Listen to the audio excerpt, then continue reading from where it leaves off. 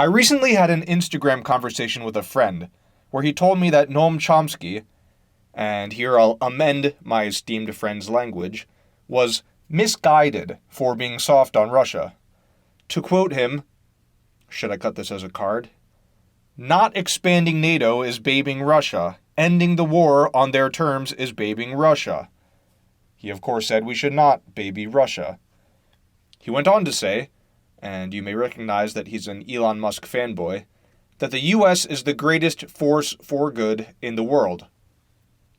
My retort was that if we didn't keep expanding NATO's borders against our previous promises, maybe we would have better relations with Russia, and that being uncomfortable with more nuclear weapons on your border sorta makes sense. To shout out old Muskie again, the man was widely lambasted on Twitter recently for suggesting policies that would end the war in Ukraine while making concessions to Russia, which, given the potential alternatives, hardly seems like the worst outcome to me.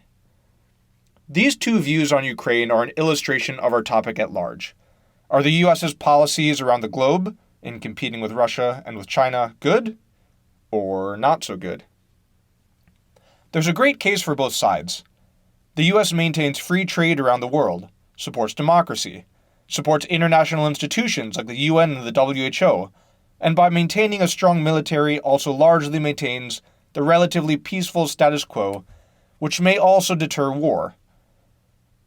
On the flip side, US interventions since World War II have been widely murderous and costly and anti-democratic. Viewing China and Russia as competitors may create unnecessary conflict. And indeed, the militarism necessary to the competition may provoke war, rather than preventing it. Unlike HSR, this topic is both wide and deep. It presents opportunities for weighing extreme impacts, for technical debate, and for unique arguments. I hope this lecture helps.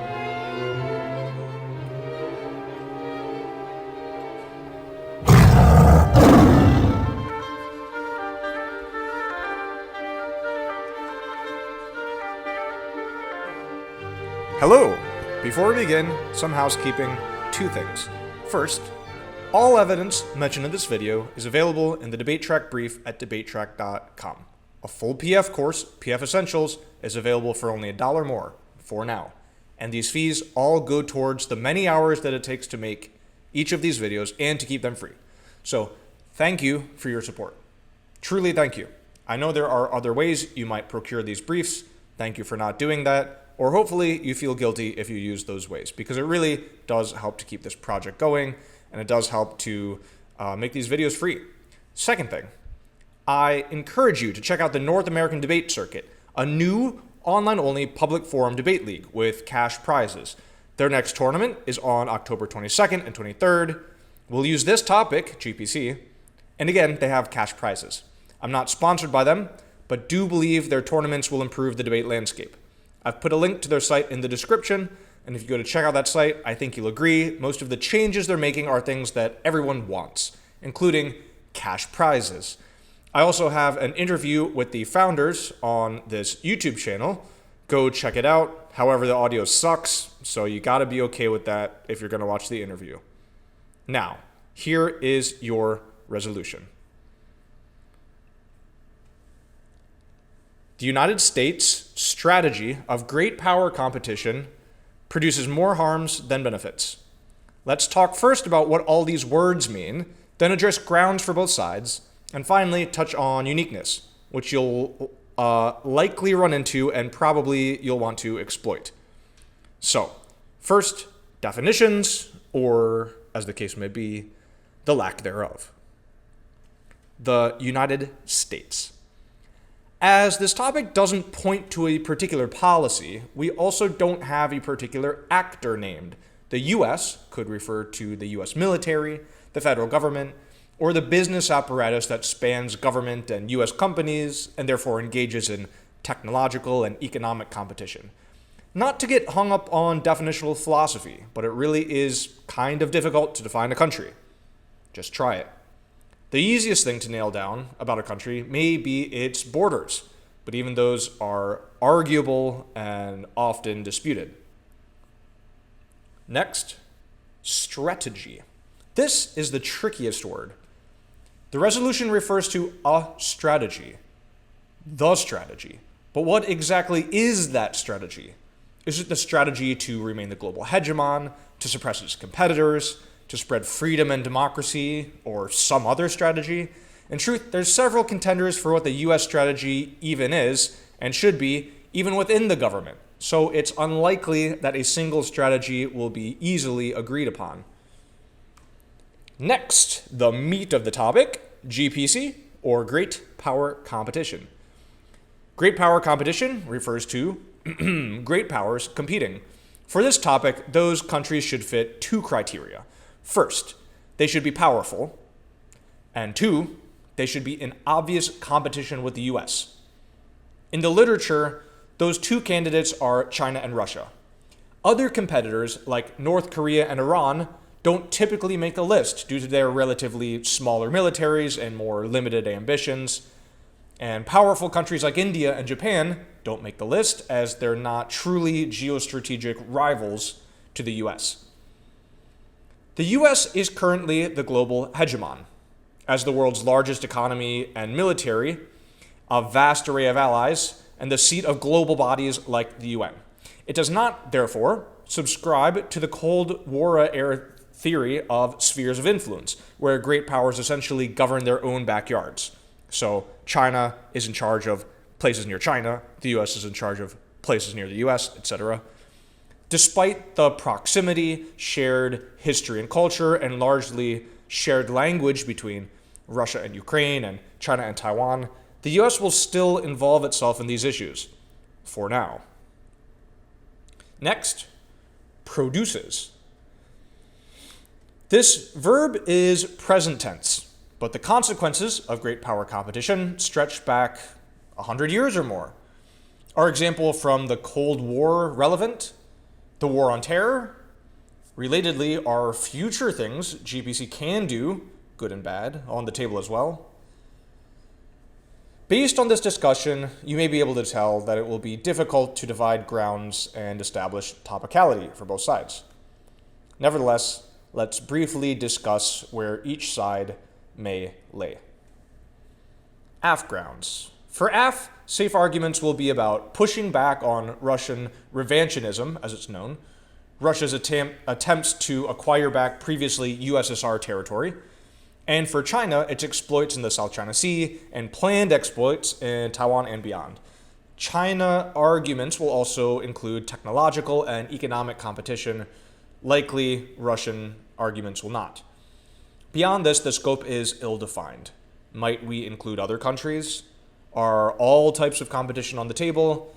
To what extent does AF need to justify American adventurism? So if you're defending GPC, can you say that most American adventurism, most American exploits overseas are good? Seems like you might have to. For neg, if negative is the opposite of affirmative, then neg might be said to argue for not opposing China or Russia. At its extreme, this would be absurd, of course. Should we cede Ukraine to Russia, cede Taiwan to China, close down all of our bases near these countries, withdraw back into our borders? Another issue with this framing, that neg is the opposite of AF, is that the resolution doesn't call for a specific policy. In other words, neg isn't arguing for less GPC. It's arguing that GPC causes harms. And these are similar but not quite the same. I mean, for example, if neg were arguing that the US should tone down its GPC, which would be a particular policy, arguments about ally pushback and encouraging our enemies would come into play. Instead, neg should simply illustrate the disadvantages of GPC and weigh them against whatever pro brings to the table. Last, uniqueness. Uniqueness will also be a bit difficult to untangle. So when the US takes an action, is it taking that action because of great power competition? For example, and this could apply to any example, but Taiwan. Is the US defense of Taiwan because of values like freedom and democracy? Are there more fundamental motivations like access to chips? Or is it China containment because of great power competition? In truth, it's probably all three and more. but how do we untangle the piece of Taiwan defense that arises from great power competition from the other reasons? For your main contentions, ensure that you've thought through uniqueness, and make sure you take the opportunity to challenge your opponent's uniqueness for some simple and potentially damaging defense. All right. I know that section posed more question than it answered, but as usual, I hope the rest of this lecture will help you to at least think about these questions in a better way. Now, a little bit of background. Starting with China. So China comes up in nearly every topic. I don't need to talk too much about it. It's tied neck and neck with India for the world's largest population, has the world's second or third strongest military, depending on how you count. Is China ahead? Is Russia ahead? Strong dominance in technology, manufacturing, and trade. Its GDP is a strong second to the US, although it will likely overtake the US in the 2030s, something like that. Its infrastructure projects, both domestic and abroad, are unmatched in size and speed and cost. And importantly, as a rising power, China is trying to challenge the US hegemony in many ways, and in others to eventually overtake the US. While some may celebrate this, the ascent of China, and others will rue it, Chinese dominance is certainly bad for US dominance, or for US geopolitical interests. So GPC definitely applies most strongly to China, but to Russia as well. Despite its GDP ranking of number 11 and population at less than half of America's, Russia makes the great power list with China for two reasons. First, it's a geostrategic enemy of the United States. Second, its powerful military, which includes the world's largest arsenal of nuclear weapons. Russia's political dominance as the core of the former USSR, including its permanent seat on the UN Security Council, its largest in the world landmass, its Pacific and Arctic coasts, and its vast stores of natural resources all make it a great and formidable nation. I'm sorry, Russia. All right. Even more strongly, China and Russia together, much of the literature will refer to both. China and Russia are allies in many ways. This allegiance is termed the China-Russia Entente, an entente being just friendly relations, a friendly agreement, with President Xi Jinping famously declaring that relations between the two countries is without limits. And the two leaders, Xi and Putin, are legitimately friends, with the two having met in person 38 times since 2013. U.S. military strategy has recently involved the prospect of a two-front war against Russia in Europe and against China around Taiwan. Indeed, this partnership is as formidable and even greater than the two countries alone. If the two countries must be evaluated alone, they must also be evaluated together. Now the U.S. U.S. policy and politicians, including both political parties, already think in terms of great power competition. Ludke 19, am I saying this right? Who knows? Quote, the United States' new organizing global principle, enshrined in the Trump administration's 2017 national security strategy, is that the country has entered an age of great power competition. 2 years on, it appears that both parties accept this paradigm as an accurate representation of geopolitical reality. He goes on to say that, quote, this consensus is broadly reflected in the U.S. Congress. There is, for example, strong bipartisan support for continued sanctions on Russia. Concerns over the national security threats posed by Huawei offers another example of strong congressional bipartisan consensus. Specifically, U.S. defense spending and organization is already governed by underlying questions of great power strategy with Russia and China. The Congressional Research Service, 22, notes on the top of a list of concerns, quote, grand strategy and the geopolitics of great power competition as a starting point for discussing U.S. defense issues. So these two cards help to establish the reality of great power competition, and the latter card goes on to list concrete examples of what that means, including nuclear weapons and control, NATO, allied military capabilities, preparation for large-scale conflict, and capabilities for countering gray zone tactics. This list is a great starting point for figuring out reasonable contentions and for countering any con arguments about the term GPC being vague or unhelpful. Next, a discussion of the competitive domains. So, the U.S. competes with its adversaries in many ways. Here and in the evidence brief, I'll touch on just a few, but in reality, there are many more that could comprise a contention or a case. So first, military. Military will be the main competitive area. Hard power is evergreen. It never really goes away, as the war in Ukraine makes clear. In fact, some people don't even like the dichotomy between hard and soft power, say that hard power is the only real power. The main points of friction between the US and China, Taiwan and the South China Sea, have also so far been militarily managed by both sides. And of course, given that the discussion is about the world's three most powerful militaries, much of the debate will take place in this domain. Economic. The famous US-China trade war and the current international sanctions on Russia both demonstrate the economic war already in full swing between the US and its major competitors. The vast decoupling from Russia is less likely to happen with China, simply because China's economy is so integrated with the rest of the world. However, the US and China are already selectively decoupling, so that each will be less vulnerable to manipulation by the other. However, this limited decoupling does not rule out vast escalations of economic warfare in the future. Diplomacy. The other form of soft power. The US and China are currently vying for influence over African and Pacific nations, mainly with economic and diplomatic tools. Other regions where diplomats are hard at work are Asian nations, where China clearly holds sway, and Latin America, where Russia has some allies, namely Cuba and Venezuela. However, as obvious domains of power, like within countries' borders, are fully occupied by one power or another, areas without firmly established control come into play. Here are just a few of these less obvious frontiers, each of which has an extensive collection of back files out in the debate sphere. So if any of these are things you might want to make a case out of, go ahead and find those briefs, at least as a starting point, to save you some time. Cyber. Who owns the internet? Competition for the internet information space is large, and these three countries all have a hand in manipulating narratives online. Cyber is a large military focus online. Quote from Atlamazoglu,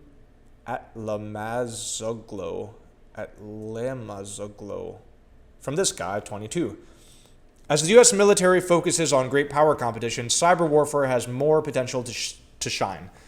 Cyber warfare is becoming an increasingly important tool in U.S. policymakers' toolbox. Space.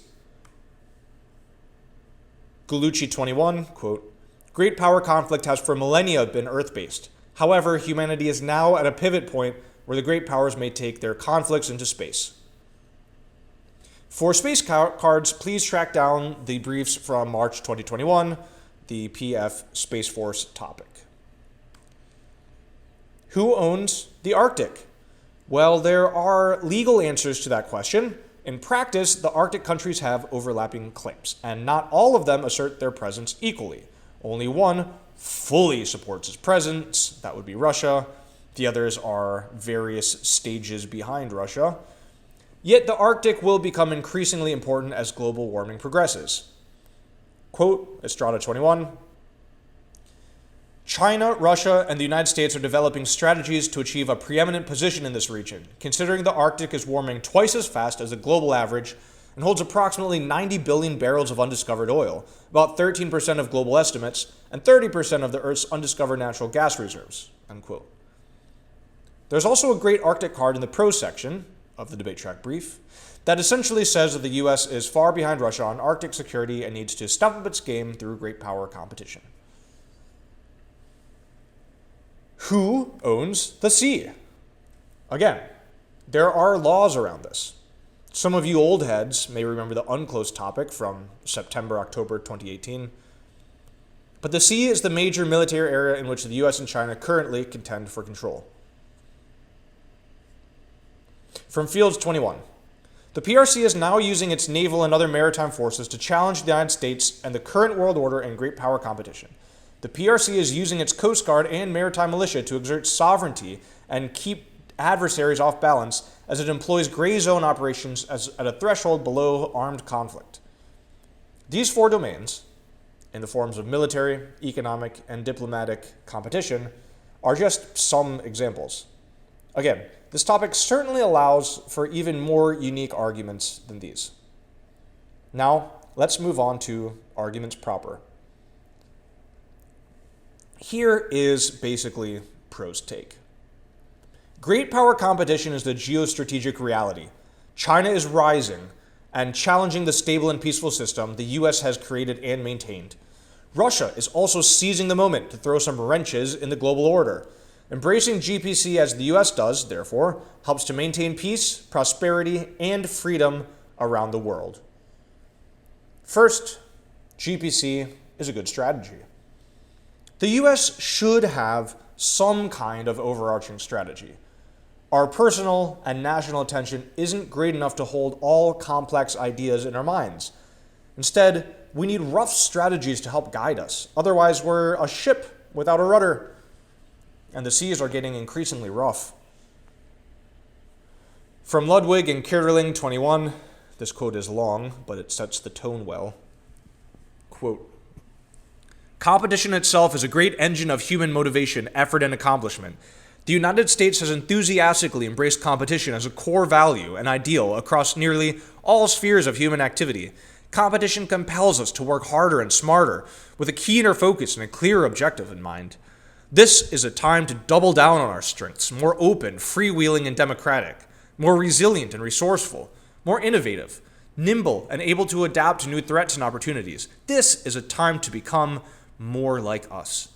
GPC is a useful frame to engage the world collectively for constructive benefit, repelling threats and seizing opportunities. End quote. This card, and those like it, will be important starting points for most pro cases.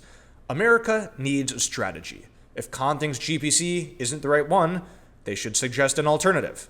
And counterplans aren't allowed in PF. Auto in for pro. Another high-level argument, applicable in many cases, is values. U.S. hegemony may be a prerequisite to maintain liberal values like democracy, free trade, free speech, and individual human rights. To some extent, these values are under assault, as neither Russia nor China's actions show explicit support of any of these values.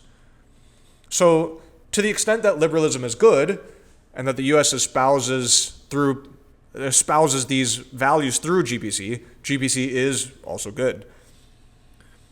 Twinning and Quirk 21 give one example of defense of liberal values, that is, the free and open internet. Quote, the existential threat to democracy from Russia and China is perhaps most severe in the digital domain. Both Beijing and Moscow have invested in offensive cyber warfare capabilities with which to blackmail or assault free societies. The United States must take aggressive steps to ensure a free and open internet based on principles of transparency and openness. The United States and its partners can also invest in technologies like satellite internet to deny authoritarians the ability to shut off internet access and preserve the basic rights of citizens everywhere to circumvent authoritarian censorship. End quote. Many other examples exist, and a pro case framed with liberal values would be able to field comprehensive offense. Next, foreign aid. One of America's great strengths is its network of alliances. China and Russia have fewer strong alliances, but China is working hard to change that. As the US and China try to outcompete each other for influence, which translates to greater military access, more business opportunities, resource extraction rights, votes in the United Nations, and other benefits, the countries they court end up benefiting. For this argument, it doesn't particularly matter if China or the US are winning in any particular country. Any attempt to woo these countries ends up benefiting them. And these largely non-aligned countries are typically poorer, less powerful, and need the help offered by the competition. I won't talk about China's BRI here, but rest assured that BRI projects are completed or underway everywhere across the globe. The September-October 2019 PF topic on BRI is a great place to get started. From Natsios 20, the strategic approach to great power competition and development assistance will protect the vital interests of the United States and its allies and partners, address international threats to U.S. national security, and reduce areas of potential conflict with China and Russia that could lead to military confrontation. We'll look at 3 regions and a country here. In hindsight, I should have made bubbles for them. There would be some cool pictures. But this list is certainly incomplete. A good starting point, but incomplete. First, Afghanistan. Farhadi and Bekdash21 say, quote, the U.S. should transition to a strategic role of helping Afghanistan develop its vast mineral wealth. Such a strategy will ensure Afghanistan does not return to a failed state and ensure the U.S. a reliable source of critical mineral lithium. Now, this card is outdated. After all, the ruling government of Afghanistan is essentially a sworn enemy of America, and diving back into involvement with the country that we spent 20 years in and had a blundered withdrawal from may be ill-advised, but it doesn't mean this card is wrong. Perhaps the U.S. should help Afghanistan to develop its mineral resources. And if not Afghanistan, we can draw a lesson. The U.S. can help other desperately poor countries to the benefit of both parties. Chinese government officials and businessmen have met with the Taliban and surely have similar designs on the country. Second, Africa. And speaking about Africa, French 22 says, quote, the United States and the rest of the West will be obliged to compete on a much more virtuous basis in the global South than they did during the Cold War, in matters of soft goods like governance and capacity building, as much as in hard ones like infrastructure. This will mean proving their effectiveness like never before. This card makes some very interesting points about governance, about China's role in spreading good governance practices to African countries. After all, you can criticize China of many things, but criticizing them of having poor or ineffective governance is not really one of them. French makes an excellent point. Each country can comparison shop between the two suitors, and therefore both must honestly and, quote, virtuously compete. China has, of course, used this strategy in its BRI projects from day one, offering assistance and cooperation with few conditions. The U.S. must do the same or risk losing out to China's more generous offers. Third, Latin America. Latin America is a ripe domain for competition. These countries are well within the U.S.'s sphere of influence, yet the U.S. hasn't done much to improve their lives. In fact, the history of U.S. involvement in Latin America has been largely exploitative and murderous. Even the ways we've helped the region in recent years, namely through the drug war, has resulted in more chaos than anything else. This combination of opportunities makes it an appealing location for China to garner influence. Now, this approach to the drug war may be changing with the recent Biden announcement, the way our society is moving in general, and Colombia, I believe, is trying to stop fighting as well. Drugs won. On Latin America, here's Isaacson 22. Quote, the turn to great power rivalry in U.S. security policy towards Latin America has been sudden. China is increasing its economic investments, trade, and grants for big-ticket items like infrastructure projects, as well as competing on 5G network hardware and on access to lithium and other strategic raw materials. These states' activities challenge the quality of democracy and human rights in Latin America. Next, Pacific Islands, pictured here. The Rain 22 article in this brief talks about the interplay of influence between China, the U.S., and Australia. Quote, developments will give Pacific Islands unique leverage to maximize foreign assistance from these major global powers. Though most Pacific Island nations have minuscule populations and economies, this new attention from Beijing, Canberra, and Washington will enable the Pacific Islands to rebalance external involvement towards domestic development and regionally salient issues like climate change. Here's an example that could bolster a climate change case. Selfish competition between the two great powers will mean a better world for those in most need of help. In military terms, The Pacific Islands represent different spots on China's projected military expansion. By establishing security arrangements and even bases on Pacific Islands, hasn't done so yet, but it just might, Beijing can break deep into the second or third island chains that currently contain the PRC's military. The US and its allies will therefore be looking to counter Beijing's influence as much as possible.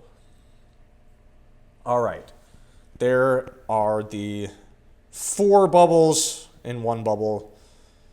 Sorry for the lack of pictures. Pictures are pretty neat. Next, the GPC strategy is good for America. So, to a large degree, each country's government should do what's best for the people in their country. Maybe it's not quite that simple, but come on. I mean, that's ultimately their job. Therefore, we should also look at the benefits to Americans of U.S. great power competition. First, a sort of negative pro-argument. Not something that GPC does, but something that if we didn't have it, would happen poorly for Americans. If the U.S. doesn't engage in GPC, it could spell ruin for the U.S. economy. Jones 22, quote, "The U.S. economy relies heavily on the global flow of goods, consumer, commercial, energy across the ocean. Over 90% of all data in the world flows through undersea cables that line the ocean floor. There's no part of our prosperity that would not be adversely affected if ocean-based trade were impeded or slowed. This shows why naval competition, places like Taiwan, South China Sea, and the U.S. other alliances like Japan and the Philippines, as well as Pacific Islands, are so crucial to U.S. competitiveness.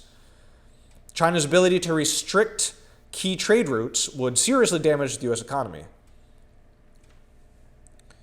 Next, domestic affairs. This is probably my favorite argument for pro. In order to compete with China, the U.S. needs a credibly better system of governance. That is, wild military spending, vague references to freedom and democracy, and a strong belief in liberal values will not cut it anymore. The U.S. needs real, actual results at home to maintain any credibility abroad. They need to make our lives, in as far as we are Americans, better." This is from Mazar 22, quoting the Biden administration's interim national security guidance. Quote, "The proposed national security agenda would allow us to prevail in strategic competition with China or any other nation. The most effective way for America to outcompete a more assertive and authoritarian China over the long term is to invest in our people, our economy, and our democracy. While Biden's policies are certainly open for debate, recent actions like student debt forgiveness and clemency on marijuana possession charges certainly comes from the right place in providing legitimately good governance to outcompete other great powers." Next, tech. Technology, including AI, IoT, robotics, and microchips, ties into the 3 competitive areas of military, economic, and diplomatic competition. From Glosserman 21, quote, "U.S. administrations see with increasing clarity the reality of their country's relationship with China. Technology is central to the new competition. The key to economic success will be mastery of new and emerging technologies. Those innovations have the potential," reports McKinsey Global Institute, "to affect billions of customers, hundreds of millions of workers, and trillions of dollars of economic activity across industries. Tech supremacy will confer legitimacy on that country's innovation model, reinforcing its soft power." And in terms of quantifiable impacts, trillions of dollars and hundreds of millions of workers ain't so bad, right? Last argument, great power competition prevents war. Does a strong and assertive military prevent war, or does it cause war? The answer is probably both.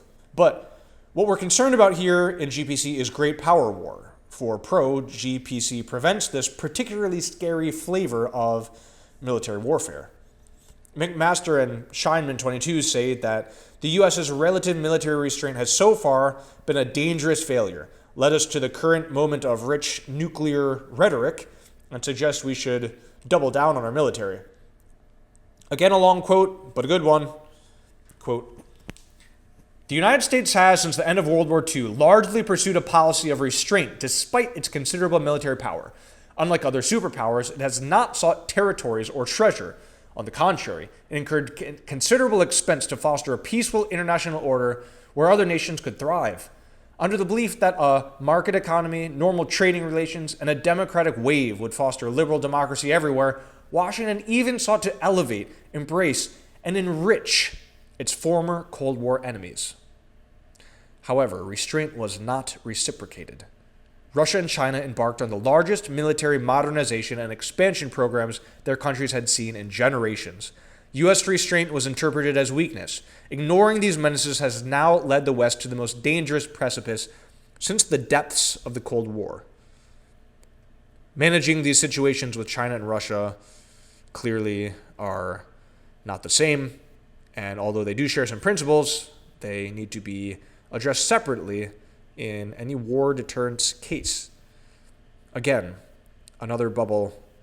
It should have probably been a few bubbles. First on China. Garamond21 talks about avoiding war with China in this way. Quote, "China wants to change the international rules-based architecture that has prevented a great power war since the end of World War II. Garamond quotes Army General Mark Milley and goes on to say that, quote, "We want to keep it a great power competition and not get into great power war. And the way to do that is through deterrence. The way to do that is to have a very capable military and demonstrate the will to use that if necessary to deter any opponent." Now, this is quoting an army general, when all you've got is a hammer. On Russia, likewise, a strong military response has been held up at many points in the current Ukraine war as ways to stop Putin, Russia, and the Russian military. While the invasion has clearly not been avoided, Russian dominance of Ukraine clearly has been avoided. Emerging facts on the ground, especially throughout the months that we debate this topic, may give support to either pro or con on Russia. Colby21 presents the current threat to the U.S.-NATO alliance. The discussion moderator first asks a question, quote, "The U.S. government has fundamentally changed its national defense strategy. What are the implications of the strategy for Europe and for NATO?" End quote. Then Eldridge responds, quote, "Over the last 15 years, the Russians have quite assiduously worked on developing a range of capabilities, particularly conventional forces, to pursue a theory of victory against Eastern NATO by using the fiat accompli, and I don't know how you say that, and coupling that with their nuclear forces to create new facts on the ground. It seems that even if US GPC can't straight up prevent war, it can better prepare for worst-case Russian invasion scenarios." And here's Singanin22 on the effectiveness of sanctions for strengthening NATO. 22. The pronounced, Singanin22, yeah. Quote, "The pronounced unity on sanctions against Russia speak volumes for the reinvigorated strength of the transatlantic bond. Even Germany has gone against the grain of its strategic culture, pledging £100 billion increase in defense spending, €100 billion increase in defense spending, and endeavoring to meet NATO's 2% of GDP military spending target. NATO has found a new sense of purpose and is now debating the entry of 2 new members, Finland and Sweden." End quote. In terms of evidence, anyone running pro cases for either pro or con should consult Debate US's free briefs and contentions. They're truly the juggernaut of the PF industry, as far as I can tell.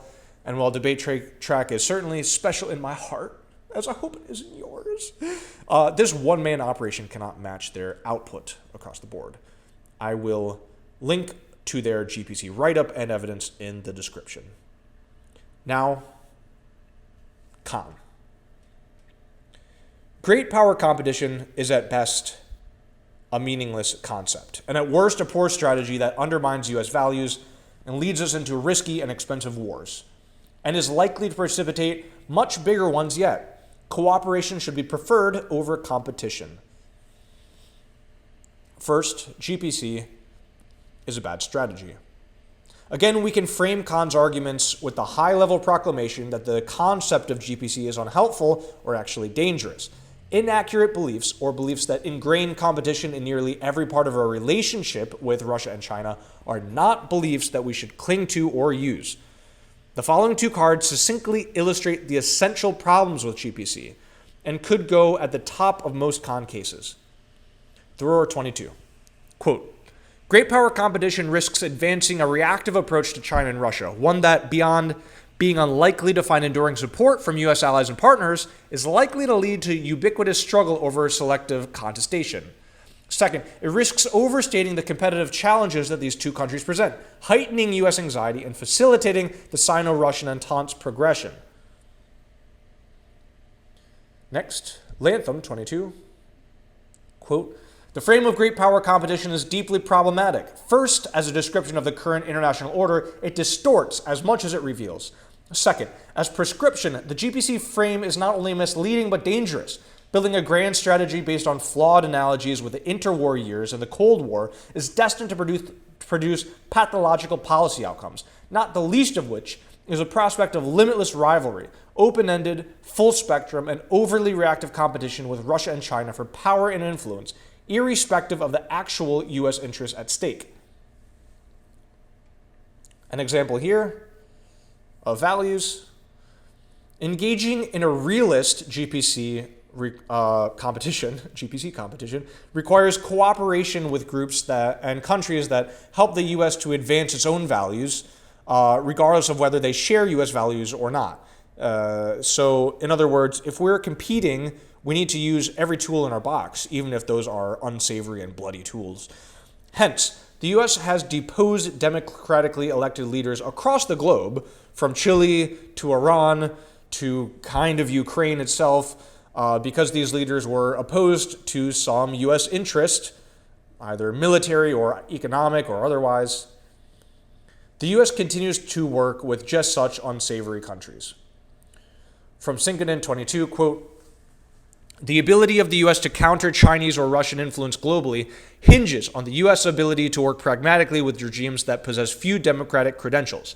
In our search for softening the spike in energy prices, the Biden administration has reached out to Saudi Arabia and oil-rich Venezuela. The current crisis has also opened up opportunities for authoritarian states to haggle with the hegemon. You will remember that in addition to being a firm ally of the U.S., the Saudi government also likely had links to 9/11. Most of the hijackers were Saudi. The Saudi example now has a new spin, as the U.S. protected Saudi government, which some say would be demolished by Iran, if not for the U.S., recently agreed with Russia to cut oil production in violation of U.S. interests. So that's fun. Next argument is cooperation. Instead of competition, we should prefer cooperation. With the obvious rebuttal that competition doesn't preclude cooperation, you can have both, in the way that, hockey teams compete within the game but essentially cooperate on the rules and logistics of the game itself, great power relations are vastly more important and complex than hockey games, and therefore don't lend themselves to improper framing of the situation. You really have to frame the situation correctly, and cooperation is the correct frame, not competition. Brand 22, quote, the more powers compete and pursue strategic advances at the expense of addressing shared technological, environmental, and economic challenges, the more likely it will be that a broader sense of friction will develop across the global system. A rival-rich global system will in turn make it more unlikely that shared priorities are fulfilled.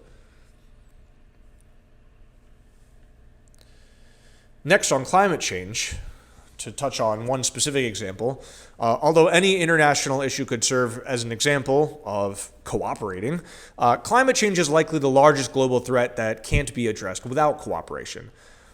So, although we have a really good rebuttal to that in the evidence.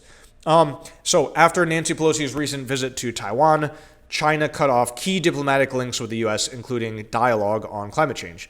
Lao 22, this is just a news article, quote, China and the U.S., for instance, agreed to deal to cut methane emission.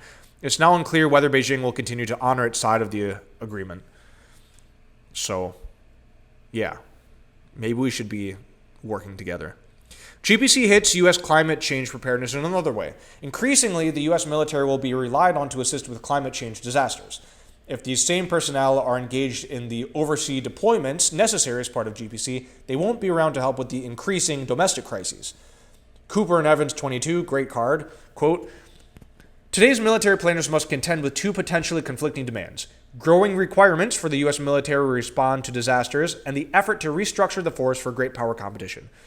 The military challenges posed by China and Russia are immense in their own right, but they cannot be accurately evaluated without considering the omnipresent and growing needs at home for U.S. military capabilities." Next, GPC is bad for America. Here's another corollary to a pro-argument. GPC is actually bad for America. Insofar as this competition keeps U.S. focus off of domestic issues, it should be avoided. Huvel 22. "The U.S. Congress is about to add tens of billions of dollars to the military budget.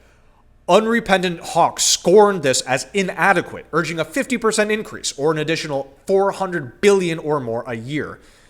Aid to Ukraine totals more than $40 billion this year and counting. A new buildup is underway in the Pacific. Americans, it is safe to say, have different, one might suggest, more practical concerns. Asked about the most urgent issue facing the U.S. today, 27% of respondents ranked inflation as number one, while only 2% ranked Ukraine at its top. The top foreign policy concerns included immigration and climate change." So this card illustrates the cost of foreign involvement and the, frankly, undemocratic nature of U.S. interference overseas. Americans don't want it. Last argument for Khan, last argument of this lecture. Again, this is the big impact argument. This is the real obvious argument. This is the argument that you need to be prepared for, even if you're not running it, but you should also strongly consider actually running, because this is the big one. GPC causes war, and specifically causes great power war. Since I first heard of debate in high school, I had some debate friends, although I didn't debate.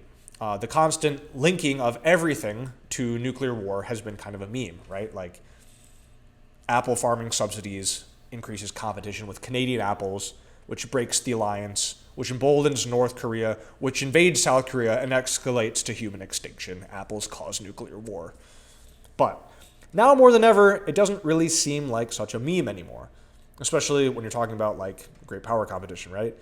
This is the most obvious con case. GPC leads to nuclear war. The link chain is short, and the probabilities all seem relatively high.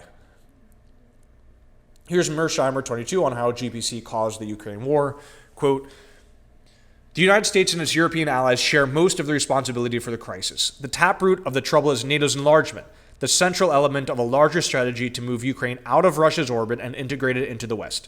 At the same time, the EU's expansion eastward and the West backing of the pro-democracy movement in Ukraine. For Putin, the illegal overthrow of Ukraine's democratically elected and pro-Russian president, which he rightly labeled a coup, was the final straw." Sinkonen 22 again on how much of the world shares this view. Quote, "A prominent chunk of the world does not share the American and European understanding of the war, nor are they willing to take measures to sanction Russia. Notable abstainers, people who don't blame this all on Russia, included India, Brazil, South Africa, Mexico, Malaysia, Indonesia, the UAE, and Saudi Arabia. South African President Cyril Ramaphosa has blamed NATO enlargement for the outbreak of the war. This, of course, is to say nothing of the large string of murderous and genocidal wars the U.S. was involved with as part of the Cold War and the War on Terror, amassing at least 10 million dead since World War II in Korea, Vietnam, Cambodia, Iraq, Afghanistan, and beyond. So this is an important point, a dark and serious one that I'll leave you with.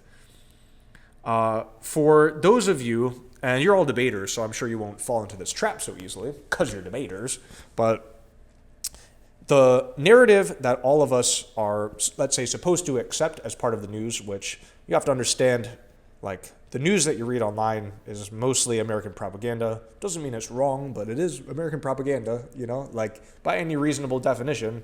That's why we try to use mostly think tanks, you know, and the evidence to get at least experts. Doesn't mean they're not propagandistic experts, but at least they've got some kind of credibility, right? This narrative that, it's good versus evil, Ukraine, the heroes versus Russia, the bad guys, the free world against autocracy, the status quo against revanchinism.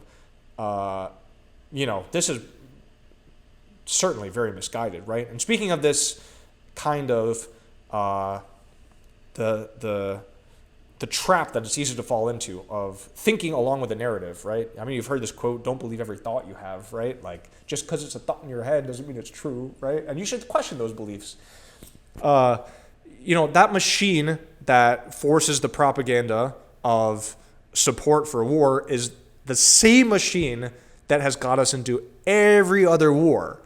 In fact, it's many of exactly the same people who started the war in Iraq, right?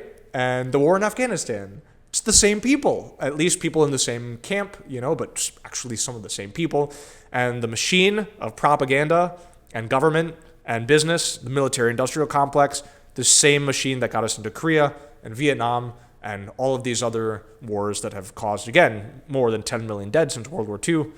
So it's not to say war isn't necessary. It's not to say fighting against evil isn't necessary. It's not to say there aren't evil things happening in Ukraine, But question the narrative. It's worth doing. I know you do. You're a debater. All right. With that heavy note, that's it.